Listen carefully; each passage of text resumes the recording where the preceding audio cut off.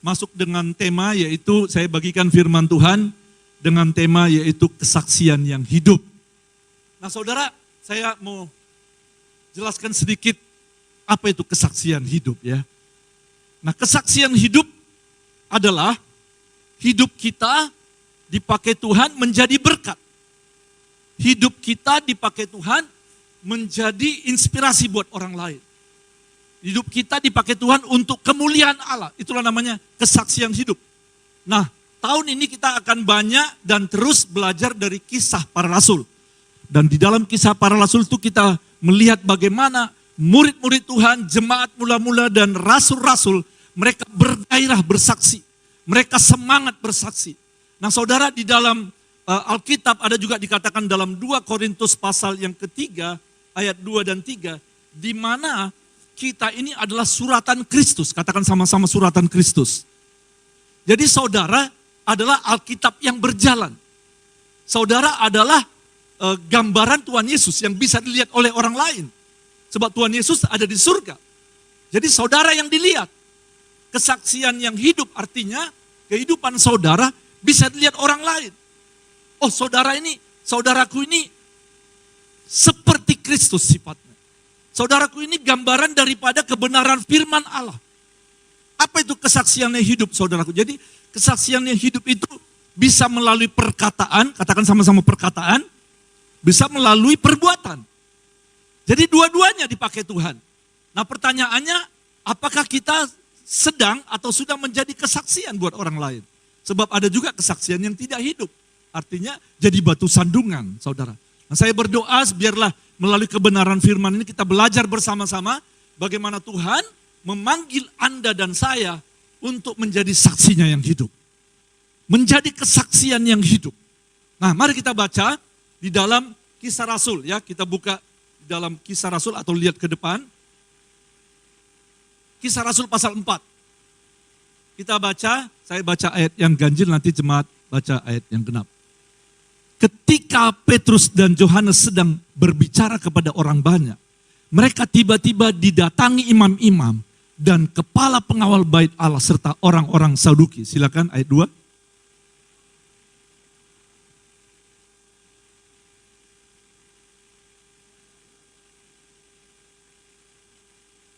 Mereka ditangkap dan diserahkan ke dalam tahanan sampai keesokan harinya karena hari telah malam. Tetapi di antara orang yang mendengar ajaran itu, banyak yang menjadi percaya sehingga jumlah mereka menjadi kira-kira 5.000 orang laki-laki. Saudara kalau kita baca dari pasal 4 ini, bagaimana mereka ya orang-orang percaya zaman dulu itu mengalami aniaya, mengalami siksaan atau mereka dimasukkan dalam penjara, ditangkap bukan karena berbuat jahat, bukan karena mencuri atau begal, bukan saudara. Tapi karena apa? Karena mereka bersaksi. Mereka menceritakan tentang Yesus. Mereka menceritakan tentang siapa itu juru selamat. Jadi mereka dibenci oleh imam-imam dan prajurit Romawi. Bahkan dikatakan saudaraku mereka ketika dimasukkan penjara, tapi mereka tetap mengajarkan firman Tuhan, tetap membagikan Injil kepada orang lain. Nah kita lihat hari ini saudaraku ya, bagaimana saksi yang hidup itu, bagaimana menjadi kesaksian yang hidup. Kita lanjutkan. Nah di dalam Kisah Rasul pasal 5, dikatakan di sini, mereka menangkap rasul-rasul, lalu memasukkan ke dalam penjara. Ini kisah yang lain saudara. Tadi Petrus dan Ananias, sekarang yang lain, rasul-rasul yang lain ditangkap, dimasukkan dalam penjara. Tetapi waktu malam, seorang malaikat Tuhan membuka pintu-pintu penjara itu dan membawa mereka keluar. Jadi terjadi mujizat. Saudara bayangkan, murid-murid Tuhan pada waktu itu mereka sudah rela mati. Kalaupun mereka mati karena penginjilan, karena beritakan firman, mereka sudah rela. Tetapi terjadi mujizat. Malaikat Tuhan datang di penjara dan membebaskan mereka. Luar biasa saudara. Jadi ini mereka memberitakan firman dengan berani. Kemudian dikatakan, waktu malam seorang malaikat Tuhan membuka pintu penjara dan membawa mereka keluar, katanya, pergilah, berdirilah di bait Allah dan beritakanlah seluruh firman hidup itu kepada orang banyak. Mereka mentaati pesan itu dan menjelang pagi masuklah mereka ke dalam bait Allah lalu mulai mengajar di situ. Saudara, saya terkesan sekali dengan mereka. Sudah dipukulin, sudah dimasukkan di penjara, bukannya kapok, bukannya sembunyi, bukannya berdiam diri, tapi tetap memberitakan Injil. Ini luar biasa saudara ya. Ada sesuatu yang perlu kita pelajari pada hari ini. Bagaimana mereka bisa menjadi saksi hidup Tuhan yang luar biasa. Yang berani, yang tidak takut mati. Katakan di situ, mereka ditangkap, dimasukkan dalam penjara. Mereka sudah dilarang dengan keras. Dan mereka juga disesah atau disiksa. Nah kita lihat saudaraku, saya akan bagikan hari ini ada 4 hal yang sangat penting di dalam membangun hidup menjadi kesaksian yang hidup. Supaya hidup kita menjadi saksi Tuhan. Kesaksian yang hidup, kita akan lihat sama-sama saudara. Kesaksian yang hidup lahir dari pengalaman pribadi bersama dengan Yesus. Saudara, ini penting sekali. Kita nggak bisa menjadi saksi Tuhan kalau kita nggak punya pengalaman pribadi dengan Yesus. Benar saudara. Saudara nggak bisa ngutip kesaksian orang. Wah, dia dipakai Tuhan. Dia tadi diubah jadi seorang narkoba menjadi hamba Tuhan. Dia tadinya udah berantakan rumah tangganya, sekarang mereka dipakai Tuhan untuk melayani orang di sekolah. Itu orang lain, bagaimana dengan diri kita? Ini penting saudara. Pertanyaannya, apakah diri saya sudah punya pengalaman khusus, pengalaman pribadi dengan Yesus? Saudara, apa yang dimaksud dengan menjadi saksi? Nah, waktu saya masih kuliah di ITB dulu, saya ingat ketika mulai dibimbing mengenal firman Tuhan, belajar Alkitab, kemudian mentor saya bilang, Herdi, minggu depan kau kesaksian ya. Saya udah mulai stres saudara, nggak pernah ngomong di depan orang.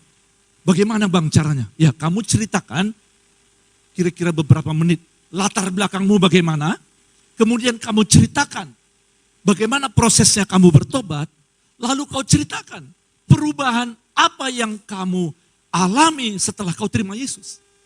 Dan saya mengerti, memang saya ngalami saudara. Jadi saya saksikan, ini juga yang saya saksikan sekarang. Kalau Anda diminta kesaksian, maka bentuk kesaksian kira-kira seperti ini. Saya dulu dibesarkan dalam keluarga yang broken home. Dan orang tua kami itu tidak akur. Jadi saya tertekan. Saya menjadi orang yang minder. Berpikir negatif, tidak percaya diri. Sampai akhirnya suatu saat saya diajak oleh teman saya, siswa ITB, kemudian saya diajak untuk ikut persekutuan. Pada mulanya saya menolak, tapi rupanya dia berdoa untuk saya.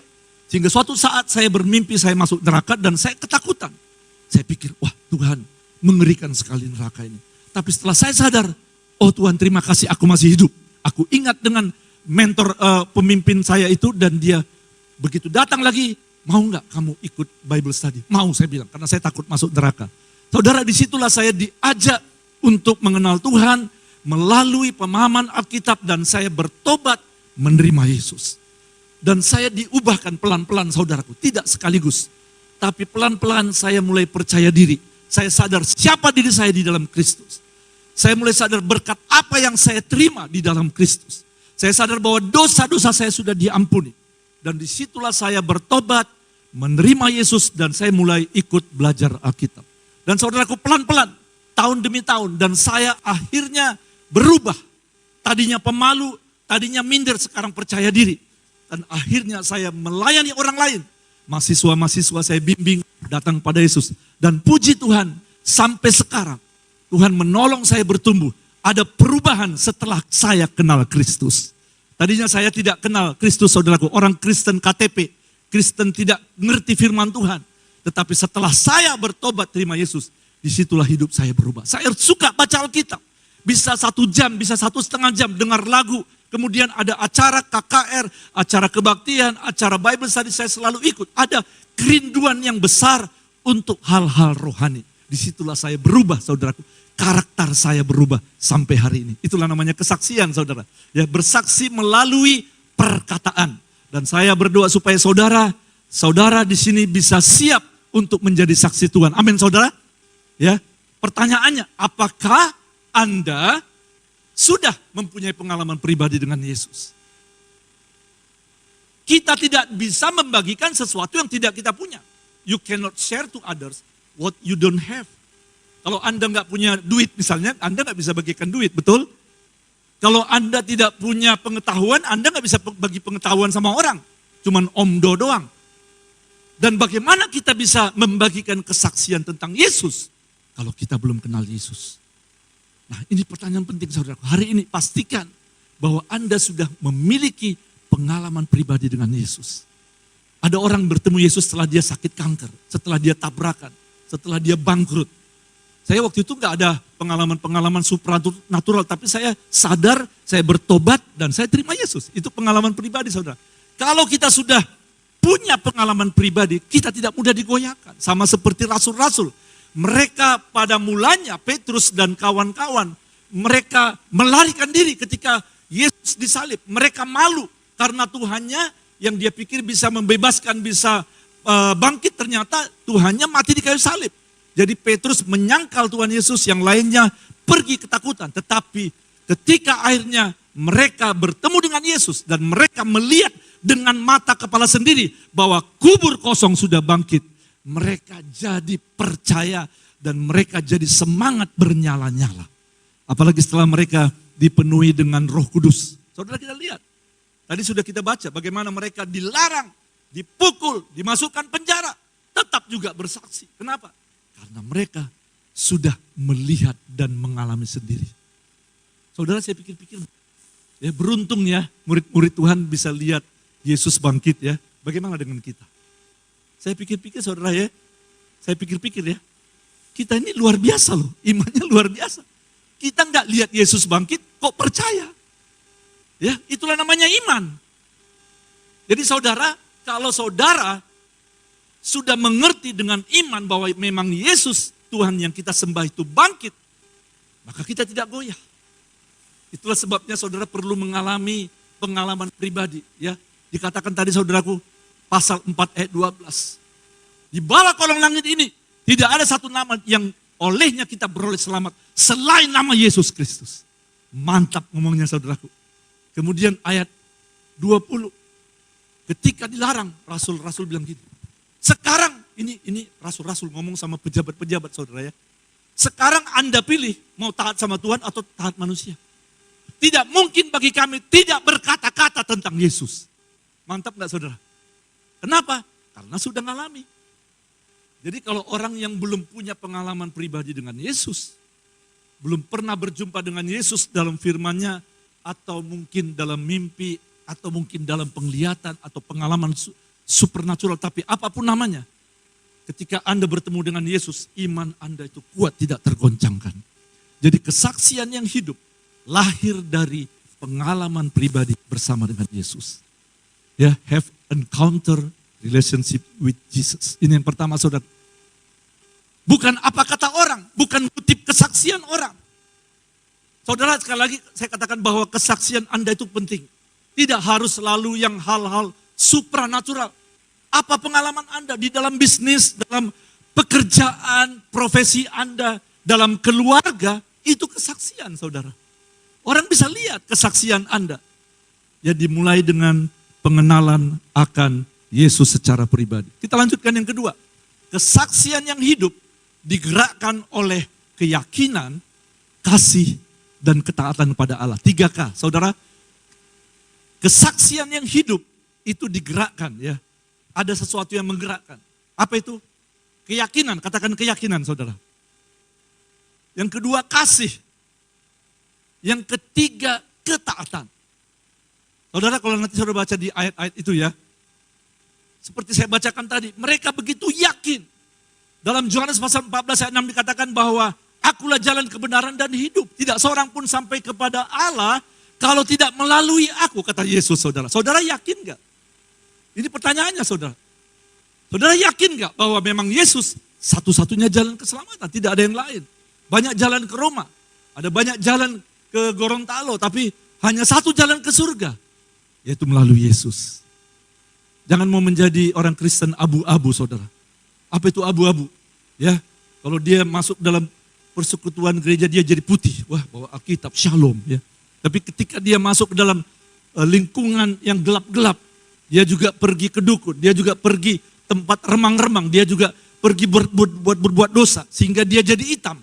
Akhirnya dia jadi orang Kristen abu-abu. Apa itu saudaraku? Orang Kristen biru.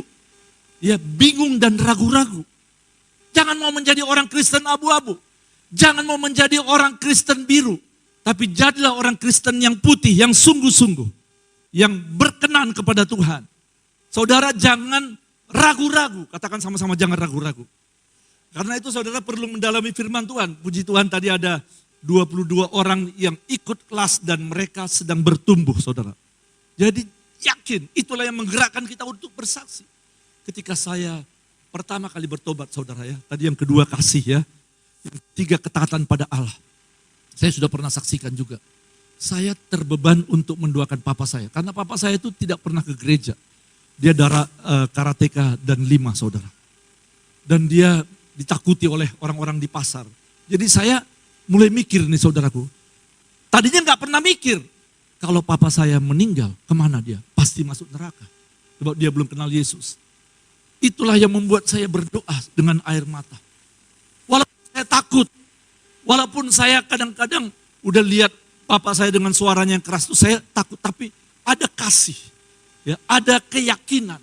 Oh kalau papa saya meninggal, nanti dia selama-lamanya binasa. Saya tidak mau egois. Saya tidak mau saya masuk surga dan keluarga saya masuk neraka. Karena itu saya digerakkan oleh kasih Allah. Menceritakan tentang Yesus melalui kesaksian hidup saya. Dan puji Tuhan saudaraku, akhirnya papa saya terima Yesus setelah saya berdoa dan menangis dengan air mata selama 4,5 tahun. Pas waktu saya wisuda disitulah papa saya bertobat terima Yesus. Kemudian taat pada Allah. Coba kita lihat ayat 29 tadi saudaraku. Dikatakan di situ ayat 29 bahwa mereka tidak mau ragu-ragu dan mereka taat kepada suara Roh Kudus. Dalam Kisah Rasul pasal 4 ayat 20 dikatakan demikian. Berdirilah, pergilah di bait Allah dan beritakanlah seluruh firman hidup ini kepada orang banyak. Jadi ketika mereka diluputkan oleh Tuhan dari penjara dengan malaikat, malaikat bilang, sekarang pergilah. Bukannya pergi sembunyikan diri. Bukannya pergi untuk ketakutan, tetapi pergilah, beritakan Injil. Luar biasa saudara. Kenapa? Karena mereka taat. Saudara dikasih Tuhan, setiap kita di sini perhatikan baik-baik, akan diuji oleh Tuhan.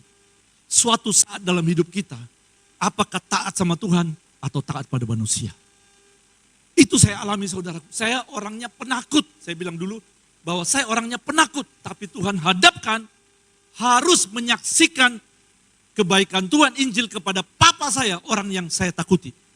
Disitulah saya berhadapan. Dan saya dapat firman Tuhan pada waktu itu dikatakan demikian saudaraku. Dia dalam kitab salah satu ayat perjanjian lama dikatakan, takut kepada manusia mendatangkan jerat. Tetapi siapa percaya kepada Allah dilindungi. Saudara, hidup ini akan mengalami namanya pilihan. Saya bersyukur saudaraku ya, Tuhan hadapkan kepada pilihan dan saya melewatinya dan saya menang karena pertolongan Tuhan. Saudaraku, kita perlu lebih taat kepada Tuhan daripada kepada manusia. Ada amin saudara? Ya, jadi kita harus memberitakan Injil. Kita harus memberitakan firman Tuhan.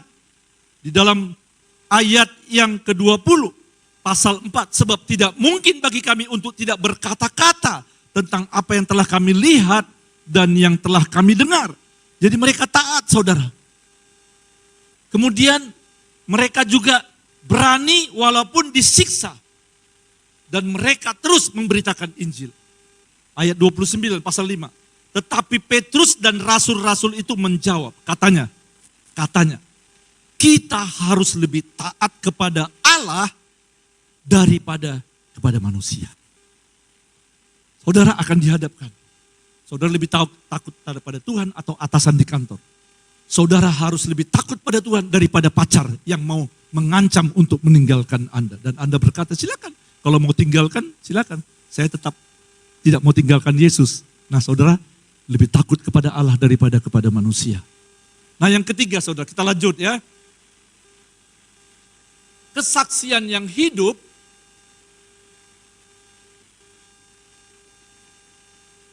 ada tantangan.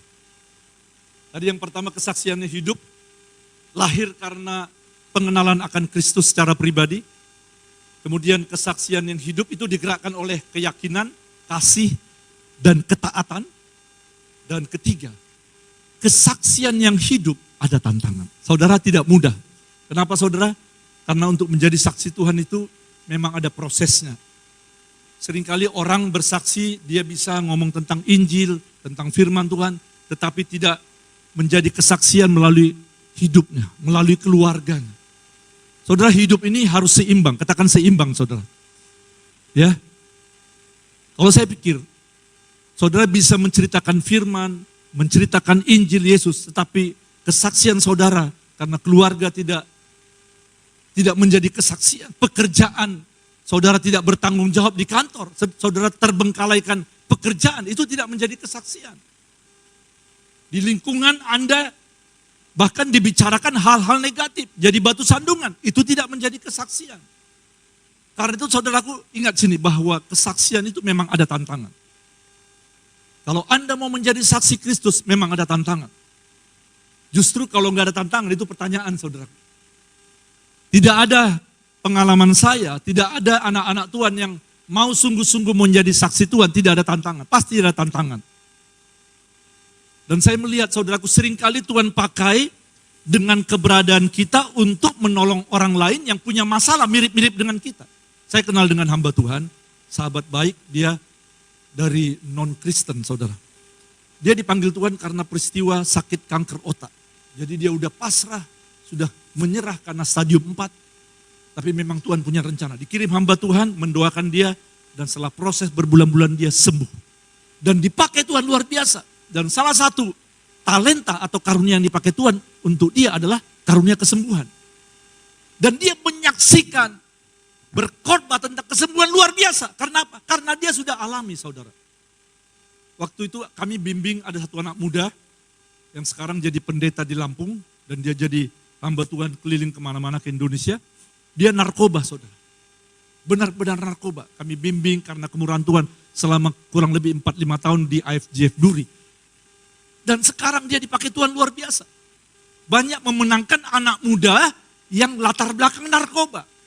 Karena dia ngalami saudaraku. Dan orang yang mendengar kesaksiannya nggak bisa menyangkal. Karena dia sudah tahu orang ini dulu sudah dibuang papa mamanya. Tidak berharga lagi karena sudah narkoba. Tapi Tuhan mengubah hidupnya. Dia menjadi seorang yang menjadi berkat. Keluarganya juga baik. Dia sambil melayani Tuhan, sambil juga usaha bisnis diberkati Tuhan. Dan banyak anak-anak muda narkoba bertobat melalui pelayanan dia. Nah saudara, mungkin pertanyaan ada di antara saudara saat ini sedang mengalami pergumulan. Saya nggak tahu. Mungkin saudara berkata, Tuhan apakah aku bisa menjadi saksi yang hidup? Aku punya masalah sekarang Tuhan. Aku lagi punya masalah yang berat. Saya tidak tahu masalah Anda. Tapi saya mau kasih tahu saudaraku. Itu bukan kebetulan. Tuhan izinkan sesuatu terjadi. Supaya setelah nanti Anda pulih. Anda menang dengan pergumulan Anda saat ini. Anda akan menjadi saksi yang Tuhan yang luar biasa. Dan banyak orang yang akan diberkati melalui kesaksian hidup Anda. Karena Anda menang dengan persoalan Anda saat ini. Ada amin saudara? Ya, apakah itu persoalan ekonomi? Apakah itu persoalan rumah tangga? Apakah itu persoalan bisnis karir Anda? Persoalan hubungan pacaran yang gonta-ganti gagal tapi akhirnya Anda menang? Dan lihat itu menjadi kesaksian yang luar biasa. Saudara, di gereja kami di Duri banyak orang yang datang dari masalah yang berat-berat. Itu sebabnya gereja kami di sana, kalau saya bilang seperti bengkel saudara. Ya memang gereja itu tidak selalu tempat orang-orang yang baik. Justru di gereja kami di sana, beberapa jemaat yang sekarang bertumbuh dan pelayan Tuhan, itu dulunya ditolak di gereja lain. Karena dia punya banyak masalah. Sudah menikah 2, 3, 4 kali, pergi, maksudnya dia adalah kepala dukun dan sebagainya. Tapi kami terima. Dan setelah mereka bertobat, kesaksiannya luar biasa. Spektakuler. Kalau saya nggak punya kesaksian yang spektakuler, saudaraku ya. Kadang-kadang saya pikir Tuhan, kok kesaksianku biasa-biasa aja. Enggak, saudara. Ternyata Tuhan pakai saya untuk saya mudah mengerti orang yang stres. Saya mudah mengerti orang yang minder. Karena apa? Karena saya dulu ngalami itu. Jadi kalau orang yang minder, bawa dekat saya saudara, saya kuatkan dia. Ya, karena saya memang sudah melewati masa-masa itu. Dan saya bisa mengalami betapa beratnya, betapa tidak berdayanya. Dan setelah saya menang, saya kasih pengharapan kepada orang itu, kau pasti bisa. Dan puji Tuhan, banyak orang yang dikuatkan. Karena saya mengalami hal itu. Karena saudaraku, kesaksian yang hidup ada tantangan. Saudara lihat ada di gambar di depan itu ada Nick Vujicic. Ketika dia lahir tanpa tangan, tanpa kaki, itu gambar aslinya saudara. Gak punya tangan, gak punya kaki. Orang tuanya, mama papanya dan dia terus berdoa supaya ada hamba Tuhan yang mendoakan supaya terjadi mujizat. Maksudnya supaya tangannya tumbuh pelan-pelan gitu saudara ya. Uratnya atau tulangnya kan gak ada yang mustahil bagi Tuhan kan. Orang mati aja berhari-hari bisa bangkit, masa untuk menumbuhkan kaki dan tangan gak bisa. Jadi mereka berharap sampai bertahun-tahun dan mereka tidak mendapat jawaban, bahkan sampai mau bunuh diri. Dia bilang, Tuhan kenapa enggak kau berikan mujizat? Kan kalau aku sembuh, bertumbuh tangan dan kakiku, itu bisa menjadi kesaksian. Sebab itu mujizat. Dan akhirnya saudara, singkat cerita, dia dipulihkan Tuhan, hatinya terlebih dahulu, dia percaya diri, dia bisa bersyukur, dan akhirnya sekarang dia sangat dipakai Tuhan untuk menjadi berkat, inspirasi, motivator, bahkan dia khotbah di gereja-gereja. Saudara dia bilang, ternyata Tuhan tidak memberikan mujizat melalui tangan dan kakiku, tetapi diriku adalah mujizat. Karena melalui kesaksianku, aku tidak patah semangat, aku tidak bunuh diri, aku tidak minder, aku tidak menjadi pengemis, tapi justru dengan kondisiku sekarang, aku bisa menjadi motivator, aku bisa menguatkan orang lain, aku bisa punya istri dan anak, gelarnya sarjana 2, dia bisa main golf, dia bisa bawa mobil, dia bisa berenang, dia bisa semua bisa saudara padahal gak punya kaki, gak punya tangan. Itu menjadi inspirasi buat orang. Dia menjadi saksi Tuhan yang hidup. Kesaksiannya hidup. Karena dia ngalami. Dan dia diubahkan oleh Tuhan. Saudara ingat saudaraku ya, tujuan kesaksian ada 3. Yang pertama, supaya melalui kesaksian Anda nama Tuhan dimuliakan. Ada amin saudara? Ingat saudara, ini kesaksian supaya nama Tuhan dimuliakan. Yang kedua, supaya jiwa-jiwa yang belum bertobat dimenangkan melalui Anda. Mereka percaya kepada Yesus melalui Anda. Yang ketiga, supaya melalui kehidupan Anda juga menolong orang lain bertumbuh. Tidak hanya berhenti sebagai penginjil atau menceritakan firman supaya orang itu bertobat, tetapi menolong mereka supaya mereka juga dimuridkan dan menjadi murid Kristus. Nah, bagian yang terakhir saudara, kita lihat apa kesaksian hidup. Yaitu punya dampak yang besar. Katakan ada dampak yang besar. Saudara, kesaksian yang hidup membawa dampak yang besar. Kita lihat tadi dalam Kisah Rasul pasal 4 ayat 4. Melalui kesaksian mereka, rasul-rasul yang sudah dilarang, yang sudah dipenjara, yang sudah dianiaya, tapi mereka terus bersaksi dan dikatakan orang-orang yang percaya ada 5.000 orang. Saudara, mungkin Anda bukan tim pastoral, mungkin Anda bukan penginjil, tetapi melalui hidup Anda, apapun bidang kehidupan Anda, profesi Anda, mungkin Anda pengusaha roti, mungkin Anda sebagai ibu rumah tangga, mungkin Anda sebagai pengusaha perabot, Anda semua bisa punya pengaruh. Ada amin saudaraku? Ya, katakan aku bisa punya pengaruh. Ya, ingat saudaraku, pertama tadi miliki pengalaman pribadi dengan Yesus, saudara digerakkan keyakinan, kasih, dan ketaatan kepada Allah, dan hidup Anda berubah, walaupun ada tantangan, ada proses saudara. Banyak orang yang tidak menjadi kesaksian yang hidup, karena mereka tidak mau diproses oleh Tuhan. Mereka mau menceritakan firman, semangat penginjilan, tapi mereka tidak mau dibentuk, tidak mau diproses, tidak mau dinasihati. Saya bersyukur saudaraku, saya punya mentor ya. Sejak saya kuliah saya punya mentor, dan ketika saya juga masuk FJF kurang lebih 31 tahun yang lalu, saya bersyukur saya punya senior, kemudian punya tim apostolik, punya pembimbing saudaraku. Jadi saya bisa diarahkan. Kita ini perlu mentor saudara. Katakan sama-sama, saya perlu mentor.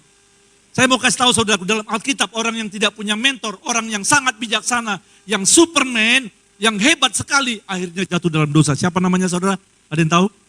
Salomo, betul sekali. Orang yang paling bijak di dunia. Luar biasa kayanya, terkenal sampai raja-raja lain datang ke tempat dia. Tapi akhir tuanya, masa tuanya sayang sekali. Dia jatuh dalam penyembahan berhala karena istri dan selirnya ada 1.000 orang. Jadi fokusnya bukan lagi Tuhan tapi perempuan-perempuan.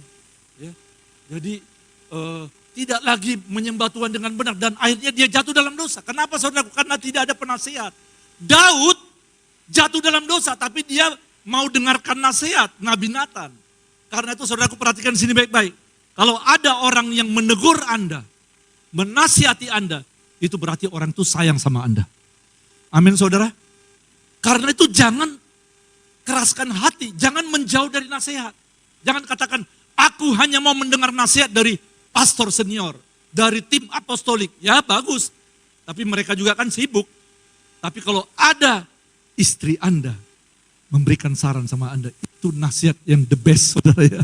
Karena istri Anda itu tahu keadaan saudara. Ya. Semua sudah tahu, nggak ada yang terselubung.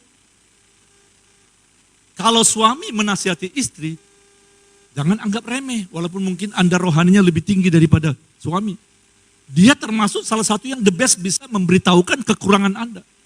Karena itu saya bersyukur saudaraku ya, saya dikasih Tuhan istri yang melengkapi saya saudaraku. Amin saudaraku. Jadi bersyukurlah kalau saudara punya suami dan istri, ya jangan ditekan-tekan istrinya, jangan diancam-ancam suaminya sehingga dia nggak mau ngomong. Kalau saudara punya istri, suami yang nggak bisa ngomong, bahaya saudara. Nanti kalau Tuhan ngomong disentil sakit loh. Ya, tapi kalau istri ngomong, suami ngomong walaupun mungkin agak keras-keras suaranya ya maklumlah saudara ya. Nah ada dampak besar, kesaksian yang hidup membawa dampak. Ada 5.000 orang percaya, tetapi saudara tidak hanya orang percaya, tetapi juga orang yang jadi marah. Kisah Rasul pasal 5 ayat 33. Kita baca Kisah Rasul pasal 5 ayat 33. Mendengar perkataan itu, perkataan rasul-rasul, sangatlah tertusuk hati mereka dan mereka bermaksud membunuh rasul-rasul itu. Jadi tidak selalu kesaksian itu menyenangkan hati orang. Tidak selalu kesaksian itu membuat orang jadi saudara dihormati atau segan atau dekat. Enggak, bahkan malah jadi dibenci. Saya pernah beberapa kali dibenci oleh orang karena saya Kristen. Saya dibenci oleh orang karena saya mengatakan maaf ya saya nggak bisa ikut. Karena dia tahu saya ada pelayanan. Dia benci sama saya, nggak apa-apa saudara. Karena kesaksian kita itu, ya kita tidak bisa menyenangkan semua orang. Betul saudaraku? Justru orang yang berusaha menyenangkan semua orang, akhirnya dia tidak menjadi apa-apa. Harus berani mengatakan ya atau tidak. Nah saudaraku, kita perlu melewati ini, ada dampak yang besar. Tapi saya melihat begini saudara, ketika kita melewati proses kesulitan, tantangan, justru di balik itu ada berkat yang luar biasa. Ada amin saudara? Saya pernah khotbah, ada 2 slide berisi sekitar 30 tantangan yang kami hadapi di IFJF Duri. Panjang sekali saudaraku, tantangannya banyak sekali. Dari mulai dilempari, difitnah, kemudian pas lagi kebaktian orang di sebelah pasang lagu dangdut, jadi kita terganggu. Kemudian ada lagi yang dirobohkan tiang sekolah, segala macam saudaraku. Ada 2 slide, tapi justru balik itu semua, Tuhan bekerja memberkati gereja kita luar biasa di IFJF Duri. Karena itu saudaraku, kalau kita saat ini sedang menghadapi tantangan, katakan puji Tuhan. Puji Tuhan, bilang saudaraku. Ya, tantangan dalam apa? Kehidupan keluarga karena Anda taat setia pada Tuhan, puji Tuhan. Tantangan dalam pembangunan gedung IFJF, puji Tuhan ya. Apapun namanya, tantangan itu membuat kita semakin dekat pada Tuhan, semakin mengandalkan Tuhan, semakin dewasa di dalam Tuhan. Ya, karena itu lewati saudaraku proses karena ada dampak yang besar. Yang terakhir saudaraku, Kisah Rasul pasal 5 ayat 42. Kita baca, kalau saudara buka Alkitab Kisah Rasul pasal 5 ayat 42. Dan setiap hari mereka melanjutkan pengajaran mereka di bait Allah dan di rumah-rumah orang dan memberitakan Injil tentang Yesus yang adalah Mesias. Saudara, ayat 41 saya baca dulu, ini juga luar biasa saudara. Rasul itu meninggalkan sidang mahkamah agama dengan gembira karena mereka telah dianggap layak menderita penghinaan oleh karena nama Yesus. Saudara, dikatakan di ayat 40 mereka itu dipukul ya, mungkin dicambuk, disesah dikatakan di sini. Setelah itu mereka silakan pergi-pergi tapi dipukulin dulu. Lalu dikatakan ayat 41 mereka itu gembira. Jadi seperti dapat hadiah saudaraku. Jadi ketika pulang badannya bengkak-bengkak. Dia bilang, haleluya, puji Tuhan. Ku berjalan ke Kanaan, pujilah Tuhanku. Orang lihat, kenapa baru dapat apa? Makanan baku dapat apa? Makanan yang enak. Apa dapat berkat apa? Bukan, kami baru dipukulin di penjara. Saudara, luar biasa ya. Mereka menganggap itu suatu kebahagiaan. Sesuatu pengalaman yang luar biasa. Saudara mau mengalami pengalaman khusus bersama dengan Tuhan? Siapa yang mau, saudaraku? Mau? Kalau mau, jangan hanya menerima berkatnya saja. Tapi hal-hal yang tidak enak, Anda dibully, Anda digosipkan, Anda dihina, Anda ditipu, Anda ditusuk dari belakang, kami sudah pernah mengalami. Itu semuanya proses, saudara ya. Proses supaya kita semakin membawa dampak yang luar biasa. Kami cukup banyak kesaksian, saudara. Kesaksian pembangunan, kesaksian pribadi. Karena banyak hal-hal yang tidak enak kami alami. Coba kalau saudara, ya kalau saudara penulis, saya penulis juga. Hidup saudara isinya cuma yang bagus-bagus semua. Ya, yang baik-baik semua, manis. Mau kesaksian gak menarik, saudara. Apa yang mau disaksikan? Gak ada pernah masuk ke jurang, tidak pernah mengalami masalah, gak pernah berduka, tidak pernah keluar air mata, dikhianati, gak ada kesaksian, saudara. Tetapi kalau saudara mengalami hal-hal yang pahit, hal-hal yang tidak enak, dan Anda keluar dari situ sebagai pemenang, itu menjadi kesaksian yang luar biasa, dan membawa dampak yang besar. Ada amin, saudara? Ya, karena itu mari kita tetap bersyukur, tetap bertumbuh dan tetap bernyala-nyala di dalam